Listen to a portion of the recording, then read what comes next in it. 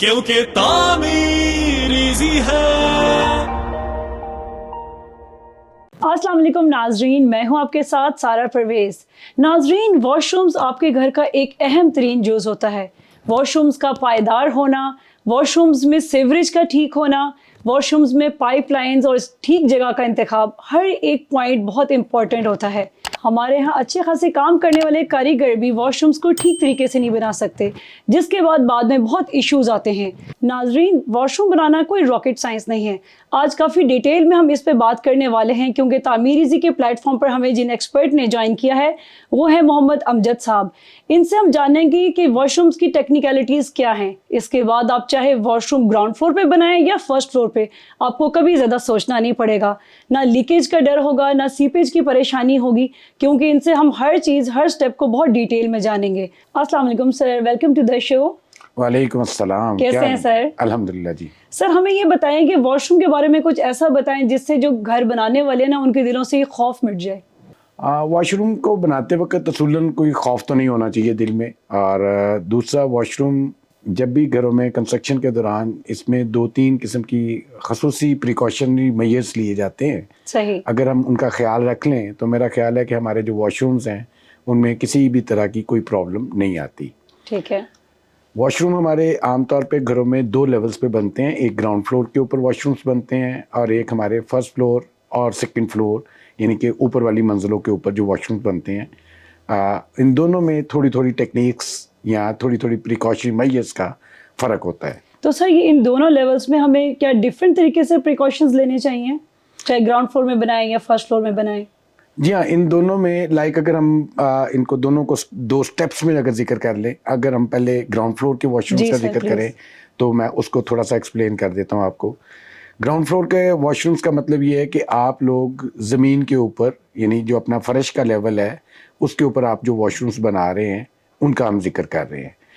तो फर्श के ऊपर या ग्राउंड फ्लोर के लेवल के ऊपर जो वॉशरूम्स हम आमतौर पे बनाते हैं, तो सबसे पहले तो जो हमारे वॉशरूम्स के अंदर जो भी हमारे पब्लिक हेल्थ इंजीनियर, यानी कि जो सैनिटरी और सीवरेज के डिज़ाइन करते हैं, उन्होंने आपके वॉशरूम्स का एक प्रॉपर लेआउट दिया होता है। ठीक है। प्रॉपर लेआउट से मुराद ये है कि उसमें आपका वैनिटी या वॉश बेसिन कहाँ आना है, उसका शावर एरिया कौन सा है और उसका WC या कमोड वाला एरिया कौन सा है। इन जगहों का सही इंतखाब होना चाहिए।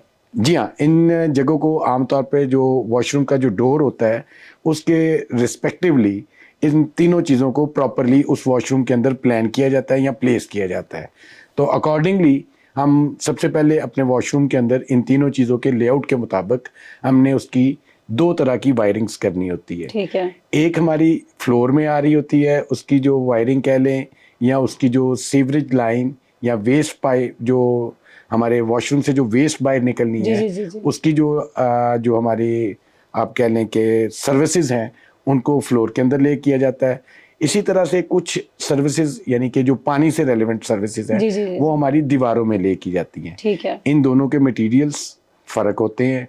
जो पानी के लिए मटेरियल इस्तेमाल किया जाता है या पानी की सप्लाई लाइंस के लिए, चाहे वो गर्म पानी की लाइन हो या ठंडे पानी की लाइन हो, उसके लिए जो मटेरियल दीवारों में इस्तेमाल किया जा रहा है उसको PPRC के पाइप्स कहते हैं, पॉलीप्रोपिलीन पाइप्स कहलाते हैं। सही। आज से पहले यही पाइप जो होते थे आमतौर पे गैल्वेनाइज्ड आयरन के, या जिनको GI पाइप्स कहा जाता था, वो इस्तेमाल होते थे।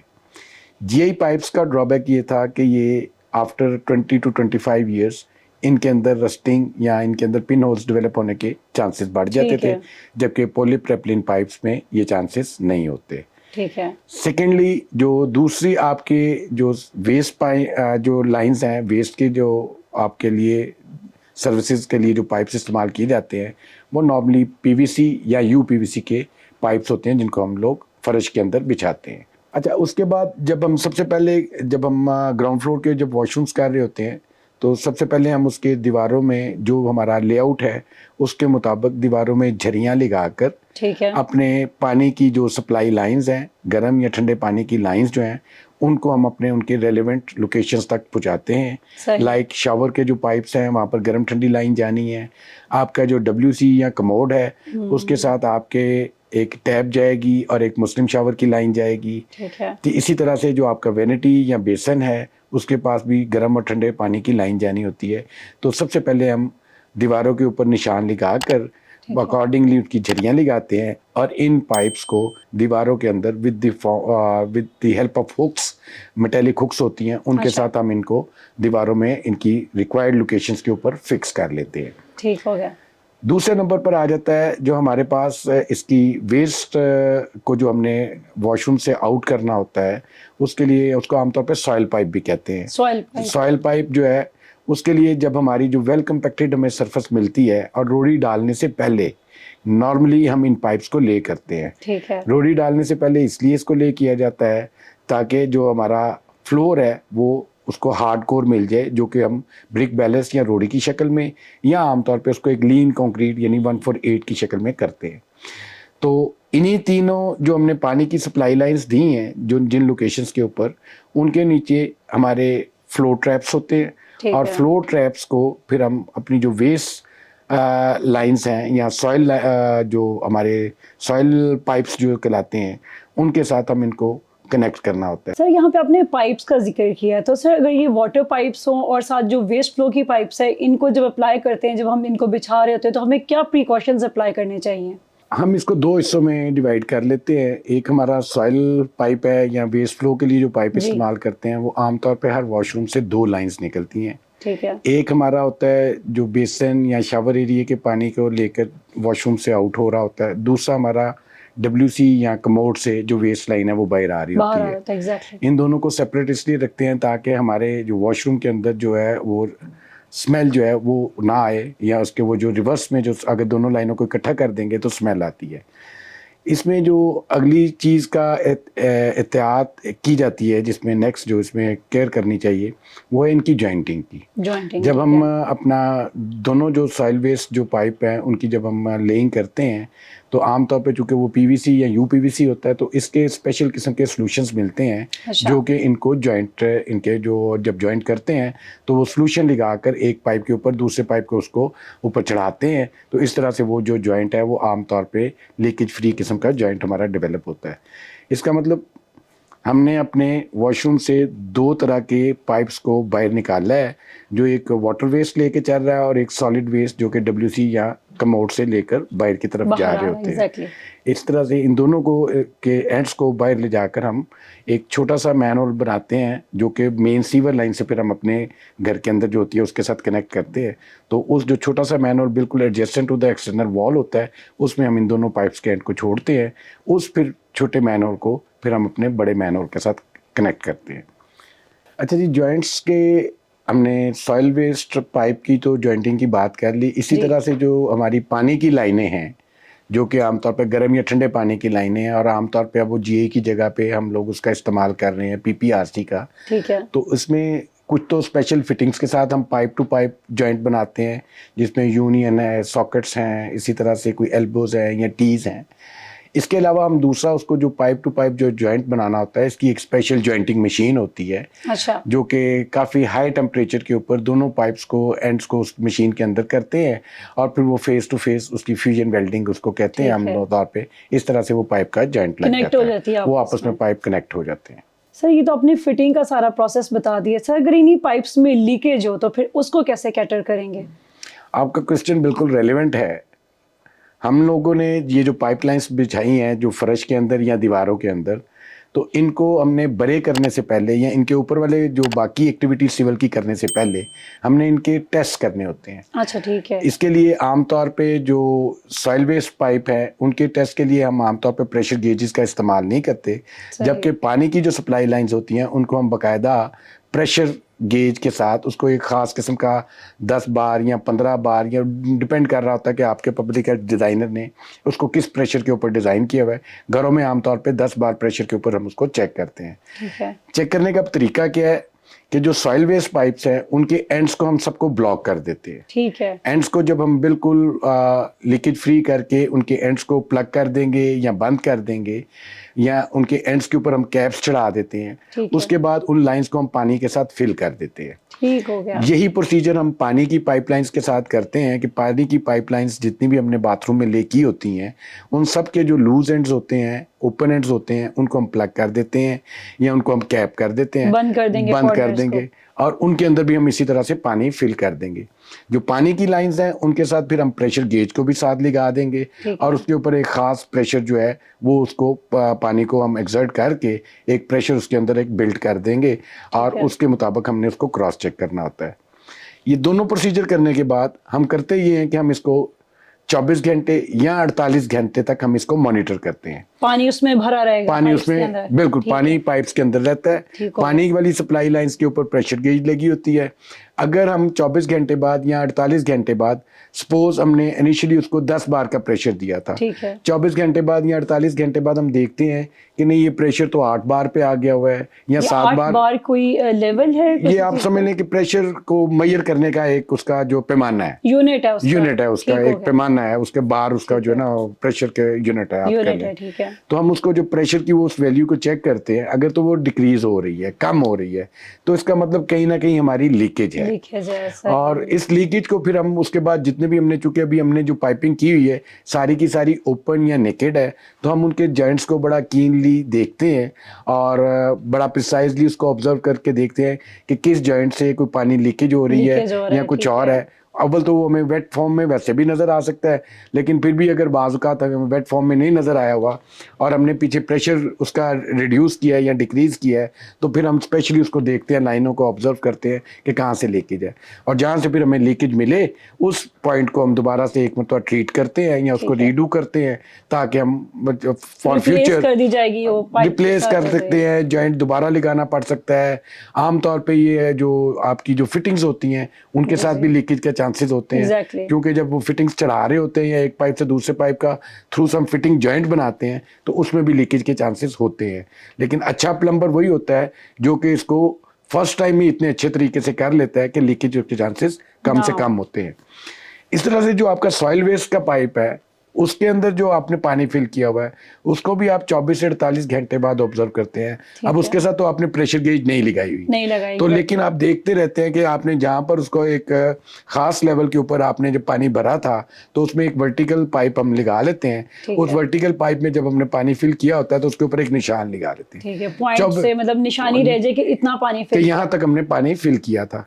तो 24 से 48 घंटे बाद जब हम देखते हैं अगर उसमें पानी 1 मिलीमीटर 2 मिलीमीटर इवन 3 मिलीमीटर जितना भी पानी नीचे जाएगा तो हम अपने उस निशान से उसको ऑब्जर्व कर लेते हैं। ठीक हो गया। ये भी हमें इंडिकेटर होगा कि हमारी लाइन में भी कोई प्रॉब्लम है। अगर हम ये दोनों टेस्ट पास कर लें, हमारा प्रेशर गेज के ऊपर प्रेशर कम ना हो या हमारा जो पानी का लेवल है वो नीचे ना आए तो इसका मतलब जो हमने अपनी पाइप्स ले किए थे आइदर वो पानी के लिए या हमने सीवरेज के लिए या सॉइल वेस्ट पाइप जो हमने ले किए थे वो हमारी पाइप की laying with respect to joints वो मुकम्मल और ठीक हो चुकी हुई। सर ये तो आपने लीकेज का बता दिया, अब इससे अगला नेक्स्ट स्टेप क्या होगा? अच्छा, जब हम अपने सॉइल वेस्ट पाइप्स को और पानी की सप्लाई लाइंस की लीकेज फ्री उसका टेस्ट कर लेते हैं कि इसमें लीकेज का कोई चांसेस नहीं रहे, तो फिर अब हमने जो स्पेशली जो फ्लोर के अंदर जो पाइप आ रहे हैं हमारे इनके ऊपर हम एक कंक्रीट के साथ इनको एनकेस कर देते हैं। ठीक है। इसके ऊपर हम एक किस्म का आप समझ लें कि अगर हमने 4 इंच की एक पानी की जो वेस्ट लाइन जो है फर्श के अंदर बिछाई हुई है तो इसको हम कंक्रीट की इसके ऊपर केसिंग करते हैं। केसिंग से मुराद ये है कि हम इसके चारों साइड के ऊपर यानी जो नीचे वाली साइड है उस पर तो हम कंक्रीट नहीं पहुँचा सकेंगे और उसकी हम तीनों साइड्स के ऊपर कंक्रीट इस तरह से करते हैं कि जब फ्लोर के लिए हम उसमें रोड़ी या कुछ भी और दूसरा काम करें तो हमारे पाइप्स जो हैं वो डैमेज होने से बच जाए। ठीक है। और पाइप्स को डैमेजेस से बचाने के लिए हम उनको एनकेस कर देते हैं विद कंक्रीट और उसके इसी तरह से जो हमारे दीवारों में हमने जो जरी लगाकर पानी की सप्लाई लाइंस जो उनको बिछाया था उनके ऊपर हम सबसे पहले पूरी दीवार को प्लास्टर करने से पहले हम स्पेशली उन जरीज को प्लास्टर के साथ या सीमेंट एंड मोर्टर के साथ उनको हम रिपेयर करते हैं या उनके ऊपर हम आप समझ लें कि उसको भी हम उसके ऊपर स्पेशली वो प्लास्टर की एक लेयर लगा देते हैं बन जाएगी ताकि कोई जर्क ना आए, कोई झटका ना आए लीकेज की वजह से, मतलब कोई क्रैक ना आ जाए। एग्जैक्टली, ताकि वो पाइप आपके अच्छी तरह से उन झरीज के अंदर प्रॉपरली प्लेस होने के बाद अपनी जगह पे प्रॉपरली फिक्स हो जाए। जो पाइप के ऊपर नीचे झरी के छोटे मोटे गैप्स होते हैं वो इस जो मोटर की हम फिलिंग करते हैं उस झरी में उसके साथ वो अपनी जगह के ऊपर पाइप मुस्तकिल तौर पे एक स्टेबलाइज फॉर्म इख्तियार कर लेता है। ठीक हो गया। अच्छा सर, ये तो आपने बता दिया ग्राउंड फ्लोर का। फर्स्ट फ्लोर के, अगर फर्स्ट फ्लोर पे हमने कोई वॉशरूम बनाना है तो उसके लिए भी यही प्रोसीजर हम अप्लाई करेंगे? बिल्कुल ठीक है जी। फर्स्ट फ्लोर के लिए प्रोसीजर तो सारा तकरीबन यही है, इसमें प्रोसीजर में कोई चेंज नहीं है। लेकिन फर्स्ट फ्लोर की जब हम बात करते हैं तो आपने अक्सर देखा होगा कि जब हमारी घर की ग्राउंड फ्लोर की स्लैब पड़ रही होती है तो उसमें जो ऊपर वाले वॉशरूम्स बनते हैं उसकी स्लैब्स आम स्लैब से 6 से 8 इंच नीचे रखी जाती है। अच्छा। इसको हम संकन स्लैब कहते हैं, ताकि जब चूंकि हमारे जो फ्लोर की जो स्पेक्स आ रही होती हैं या जो उसमें पाइपिंग वगैरह को ले करते हैं तो आमतौर पे उसके सेक्शन हमें कोई आम 12 इंच तक की डेप्थ रिक्वायर्ड होती है। तो 6 से 8 इंच हम उसको संक करके जो स्लैब्स का पार्ट है उसको हम नीचे भर के तो आप वो अचीव कर लेते हैं। बाकी चूंकि आपके रूटीन के फ्लोर के ऊपर भी 4 से लेकर 6 इंच तक का आपका उसके ऊपर स्लैब के ऊपर जो आपकी फिलिंग या फिनिशिंग मटेरियल्स ने लेनी होती है थिकनेस, तो वो थिकनेस उसके साथ भी ऐड ऑन हो जाती है। तो इस तरह से आपके फर्स्ट फ्लोर के जो वॉशरूम्स हैं उनका फर्श और आपके जो कमरे का फर्श होता है उससे वो तकरीबन इक्विवेलेंट होते हैं। बल्कि कोशिश ये करते हैं कि वॉशरूम्स के फ्लोर को कमरे के फर्श से 1.25 इंच से लेकर 1 इंच तक डीप रखा जाए, ताकि जो आपकी स्प्लैशिंग होती है पानी की वॉशरूम के अंदर वो कमरे के अंदर उसका पानी का की तरफ ना आए, कमरे के अंदर ना आए। तो सर हमें ये बताइएगा कि फर्स्ट फ्लोर पे जब हम बाथरूम कंस्ट्रक्ट करवा रहे होते हैं तो हमें क्या खास प्रिकॉशंस होती हैं जो हमें अप्लाई करनी चाहिए, लेनी चाहिए? देखिए जी, फर्स्ट फ्लोर के ऊपर प्रोसीजर तो वही है जो ग्राउंड फ्लोर का है, लेकिन फर्स्ट फ्लोर के ऊपर आम तौर पे हमें वॉशरूम की जो जितनी भी पाइपिंग है वो करने से पहले उसकी वाटरप्रूफिंग ट्रीटमेंट करनी चाहिए, जो कि आमतौर पे लोग नहीं करते। इस वाटरप्रूफिंग ट्रीटमेंट के तरीके वही हैं जो हमने आपके साथ रूफ वाटरप्रूफिंग में डिस्कस किए थे। लाइक इसमें सीमेंटिशियस कोटिंग भी हो सकती है जो कि फ्लोर के ऊपर करते हैं, और प्लस दीवारों के ऊपर भी कम से कम 1.5 फुट तक उसको फर्श से दीवारों के ऊपर की तरफ 1.5 फुट की हाइट तक कर ली जाती है। इसको हम बिचुमेन के साथ भी कर सकते हैं। इसकी एक और अच्छी टेक्निक है जो कि है torch applied membrane. Torch applied membrane आमतौर पे 2 थिकनेसेस में अवेलेबल होती है मार्केट में, 3 mm है और 4 mm है। टॉर्च अप्लाइड मेम्ब्रेन बेसिकली ये भी बिचुमिनस मटेरियल होता है, लेकिन एक ये 3 मिलीमीटर या 4 मिलीमीटर मोटी एक शीट होती है जिसको हम हीट गन के साथ हीट करके तो उसको चिपकाते हैं। ये फर्श के ऊपर चिपकाते हैं और प्लस इसको भी दीवारों के ऊपर हम कोशिश ये करते हैं कि 1 फुट से लेकर कोई 1.5 फुट तक इसको भी हम इसके ऊपर चिपका लें, ताकि जो हमारे फर्स्ट फ्लोर के वॉशरूम्स के जो जॉइंट्स हैं दीवार का और फ्लोर का वो भी फुल प्रूफ डेवलप हो जाएं, ताकि वहां से भी पानी की लीकेज या सीपेज का कोई चांस वहां से भी खत्म कर दें।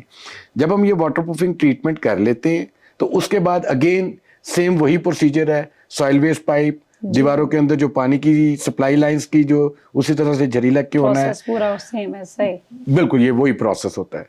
इसमें एक चीज का और जो ख्याल रखना चाहिए जो शायद मैं ग्राउंड फ्लोर के हवाले में भी वो जिक्र नहीं कर पाया, वो ये कि आपने चूंकि एक वॉशरूम के साइज डिफर कर रहे होते हैं। बाज़ का तो आमतौर पे 6 फुट बाई 8 फुट का वॉशरूम एक स्टैंडर्ड सा साइज़ है, लेकिन अब बड़े जो हमारे अच्छे बड़े घर बन रहे हैं उनमें आपने देखा होगा कि वॉशरूम के साइजेस भी आमतौर पे 8 foot by 10 foot, 8 foot by 12 foot. इसका मतलब उसमें पाइप की एक प्रॉपर लेंथ इस्तेमाल हो रही होती है। तो पानी की उस प्रॉपर जो जितना भी वेस्ट होता है उसको एक एंड से दूसरे एंड पे ले जाने के लिए उसके जो पाइपिंग होती है उसमें भी हल्की सी स्लोप्स क्रिएट की जाती है। ठीक है। और वो स्लोप्स आमतौर पे आपका जो प्लम्बर उसको भी आइडिया होता है या आपका पब्लिक हेल्थ डिजाइनर भी उसको सजेस्ट कर देता है, यानी जिस एंड से उसने पानी को कलेक्ट करना है और जिस एंड पे जाकर उसको पानी को उसने वॉशरूम से आउट करना है या डिस्पोज ऑफ करना है, इन दोनों के दरमियान आमतौर पे वॉशरूम्स के अंदर कोई आधे इंच से लेकर कोई 1 इंच तक की, ये डिपेंड कर रहा होता है साइज के ऊपर, वो स्लोप दी जाती है वेस्ट लाइंस के अंदर या सॉइल वेस्ट जो सॉइल पाइप्स है उनके अंदर ये स्लोप्स क्रिएट की जाती हैं। जी सर, आपने काफी डिटेल में हमें सारा प्रोसीजर समझाया। सर फिर भी अगर कोई टिप आपने देना चाहते हो हमारे व्यूअर्स को वॉशरूम से रिलेटेड? देखिए जी, हमने अभी तक वॉशरूम की जितनी भी चीज़ों को डिस्कस किया था ना, हमने सारी बरीड सर्विसेज की बात की है, जो कि सर्विसेज बाहर हमें जस्ट उनके आउटलेट्स नजर आ रहे होते हैं और बाकी वो हमें पाइपिंग वगैरह कहीं नजर नहीं आ रही होती, विजिबल नहीं होती वो चीज़ें। तो आखिरी चीज़ जो वॉशरूम्स के अंदर विजिबल होती है वो आपकी फ्लोर टाइल और वॉल टाइल्स हैं। तो इसका मतलब ये है कि जो हमने फ्लोर के अंदर अपने फ्लो ट्रैप्स या पी ट्रैप्स छोड़े हैं जो कि वेस्ट वाटर को या इसी तरह से जो शावर एरिया के जो पानी को बाहर ले जाने के लिए। तो वॉशरूम का साइज़ तो एक साइज आमतौर पे फर्ज किया वो 8x10 का वॉशरूम है, तो इसका मतलब हमारी जो फ्लोर की जो टाइल लगा रहे हैं उनमें भी एक थोड़ी सी माइनर सी प्रॉपर स्लोप होनी चाहिए जो पानी को बाकायदा उसके अपने फ्लो ट्रैप्स या पी ट्रैप्स की तरफ लेकर जाए। वरना अक्सर आपने देखा होगा कि जब वॉशरूम धुलता है तो उसका फ्लो ट्रैप कहीं होता है और पानी उसके ऑपोजिट कॉर्नर में साइड पे जा रहा होता है और आपको खड़ा बड़ी मुश्किल से उसको बिल्कुल पानी वहां पर आपको मिल रहा होता है, तो अक्सर आपको फिर वाइपिंग करनी पड़ती है। तो ये एक आखिरी टिप है। दूसरा, इसी तरह से चूंकि बरीड सर्विस आमतौर पर जो वॉशरूम के अंदर जो वेनिटी को प्लेस किया जाता है, तो आजकल जो लेटेस्ट मेथड्स इस तरह करते हैं कि वॉल टाइल लगाने के बाद वेनिटी के लिए प्रॉपर उसके ऊपर लेआउट करते हैं और उसके बाद उसमें ग्राइंडर के साथ कटिंग करते हैं या जरी लगाते हैं। तो इसमें इससे जो प्रिकॉशन को मद्देनज़र रखा जाता है कि कहीं वो हमारे जो नीचे पानी की सप्लाई लाइंस हैं उनको तो इंटरसेक्ट नहीं कर रहे, खुदा ना खास्ता अगर उनको इंटरसेक्ट करेंगे तो इसका मतलब ये है कि उसके डैमेज होने के या कटने के चांसेस होते हैं।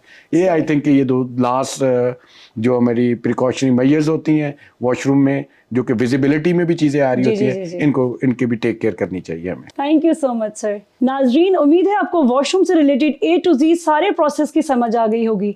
अब चाहे ग्राउंड फ्लोर हो या फर्स्ट फ्लोर, आपको वॉशरूम से रिलेटेड किसी किस्म की परेशानी का सामना नहीं करना पड़ेगा। अगर फिर भी आपको लगता है कि किसी किस्म की रहनुमाई की ज़रूरत है तो आप हमारी वेबसाइट विजिट कर सकते हैं tameereasy.com। अपना बहुत ख्याल रखिएगा। अल्लाह हाफिज़।